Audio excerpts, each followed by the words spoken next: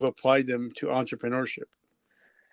Yeah, I think what you said is like spot on, and it's the military gives you some really good tools, and but then there's probably also some bad habits, or even some self-selection for people that come into the service that might not be the best for entrepreneurship. But when I was part of like a lot of veterans groups in grad school, and we talk a lot about like what are the best career paths for veterans, and I'm like, well, I think it's entrepreneurship, because really I think that entrepreneurship is this tenacity and hustle and like being able to solve problems and just like work with people.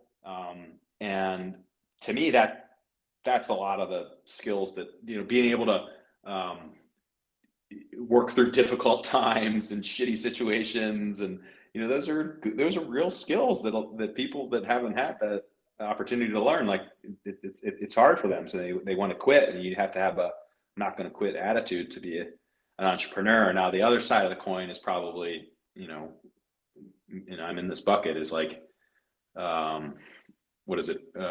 Ready, fire, aim, right? Where, that's been my life almost, where it's like lots of energy, really passionate about stuff, but I get over my skis and don't do the thoughtful planning, or like the kind of the initial analysis before you just run into something. Like, like you said, maybe you do want to start a trade shirt company, but maybe you should evaluate that based on, some of the other options or all the competition that's out there for it, and like get some feedback from friends before you just, 100% lead from your gut.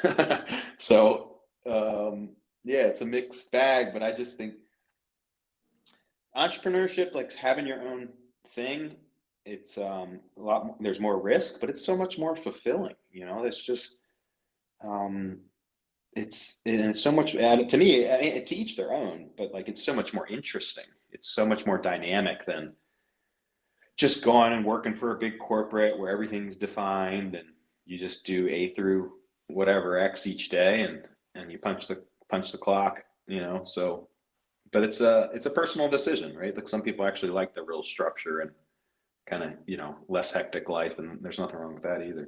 So what are some of the biggest takeaways that you've learned from being an entrepreneur the last year and a half? Well, I've been an entrepreneur for a long time, actually. I started that business probably 10 years ago. And I would say, find something that you believe